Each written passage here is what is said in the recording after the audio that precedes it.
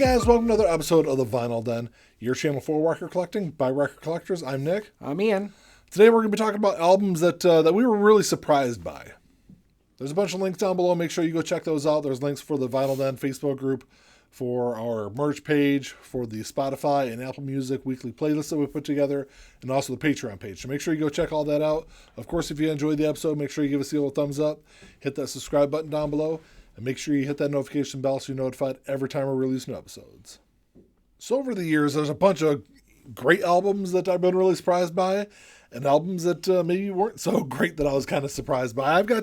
We each have 3 albums we're going to go over, and we got Ian's got one that he wasn't all that impressed with. I tried to stay a little bit more positive with mine. Actually, I've got 2 I wasn't terribly impressed with.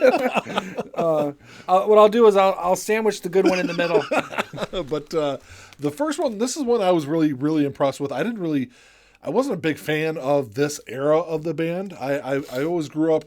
I will say the album is Heaven and Hell by Black Sabbath. I grew up a huge Ozzy Sabbath fan. So it's like trying to get the glare out of this the black cover, so it's kind of hard to do with.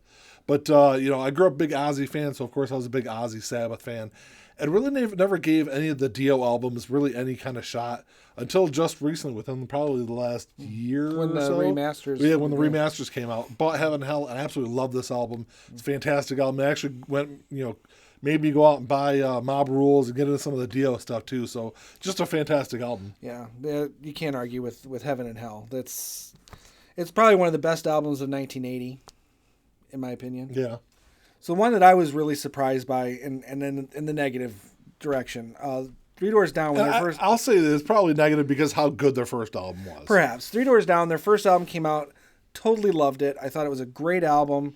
A good just rock album, something that we weren't really getting a lot of at the time too. Yeah. And every song on their first album is really good. So when they released their second album, Away from the Sun, I went out and bought it first day it came out. Glare again. We chose albums with black on them. So I went out and bought this. This is Nick's copy. This is not because I actually like this album. Yeah, and listened to it, and the first time I listened to it, I was like, all right, maybe I just need to give it a few more listens. I gave it 3 more listens. I never listened to it again. Yeah. And maybe I need to revisit it, but it's not. I did not like anything on it. It's an album. I think their debut album is a lot better than Away from the Sun. But I think there is some really good tracks on here. I think there are some filler tracks on this album also. And I think some of the tracks that are kind of like those more filler tracks sound like tracks where they were trying to recreate the hits off their first album, which I get that criticism of it, but I still think it's an okay album. Yeah, it was a surprise to me not to like it after the glowing reviews I gave for their first album. Yeah, I get that.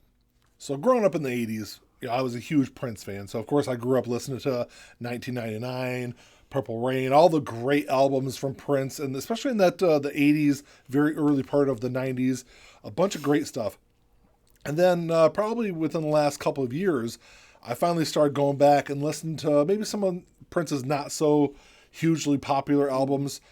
And his debut album, For You, is one that I was hugely impressed with. This is an album, if you're not familiar with Prince, this is his debut album, late 70s. I don't remember what year exactly it was, 78, 79, something like that. Mm-hmm. First off, Prince plays every instrument on this album. I've long said that, Prince and Stevie Wonder, I think, are 2 of the best overall musicians. In terms of just, sheer talent. Yeah, absolutely. And it really comes through on this album. This is much more of like a soul kind of 70s funk album, so it's very different from some of the stuff that you first think of when you think of Prince, especially throughout the 80s. It's a very different album, but one that this is definitely, I think this is his best album, and it's probably my most played Prince album. I've never listened to it. I may have to listen to it. It's a great album. Because I'm more in the, the hits kind of area when it comes to Prince. Some of his later stuff too, but I've never listened to his debut album. It's a different album. Yeah, I definitely want to give it a shot. So this is my positive one. And it's not that I was surprised by the overall album, because I always liked the first side of the album. I had it on cassette when I was a kid, and this is a big album. I'm sure everyone's listened to this album at least at one point or another. Yeah. But I was never really got into the second side of the cassette. So I only ever really listened to the first side. Well, because all the hits are like on the all first the hits side. are on the first side, exactly. And I listened to it once or twice, but I never really listened to it again after that. But when they reissued it on vinyl, I bought it, and I obviously listened to the whole thing.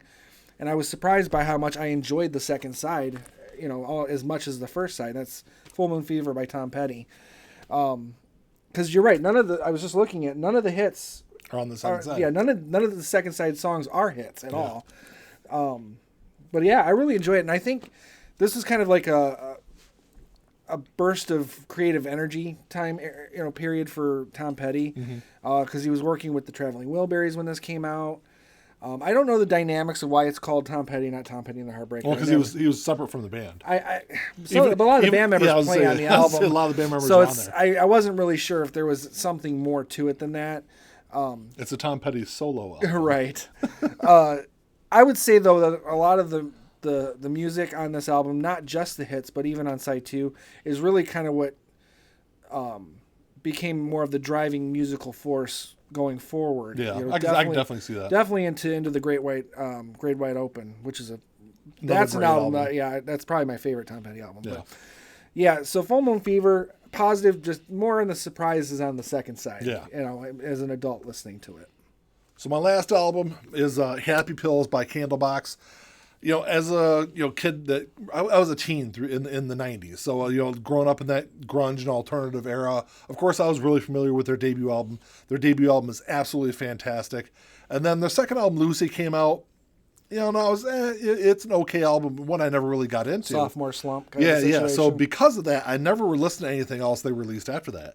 And I just picked up this copy of Happy Pills within the last couple of months. That's the first time I've ever listened to it, and was absolutely blown away by this album. This is, in my opinion, this is a better album overall from beginning to end than their debut album.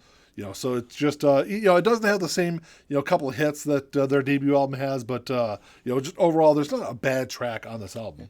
A lot of times I found with bands, it's the albums that don't have the big hits that tend to have some of the better songs on them. Not always, but in a lot of cases, that is the case. That is what it is. Yeah. What year did this come out? Of course you're going to ask me that.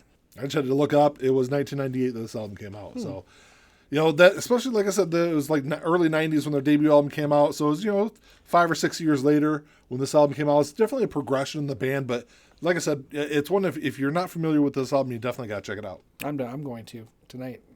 So my third one, I don't have a copy of it. It's another negative for me. And it's actually an album that just recently got reissued. Yeah, you're just telling me that. I mean, maybe I need to re-examine it, but I can tell you. So it's the third album by Dangerous Toys. It's called Pissed. I love their first album. I had it on cassette. I'll put like a picture of it up right here.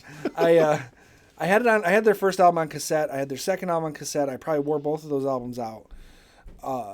When the third one came out, now granted, I was already moving away from kind of like that hair metal kind of stage, and to be fair, they don't really fall into that category as much, really. But they kind of do, or they were kind of promoted that way. I think they got thrown into that. They did, yeah. When they really didn't necessarily belong in that category. But Pissed just didn't have the. There's a fun element to their first two albums. It sounds like they're having fun. Their third album, it does not sound that way at all.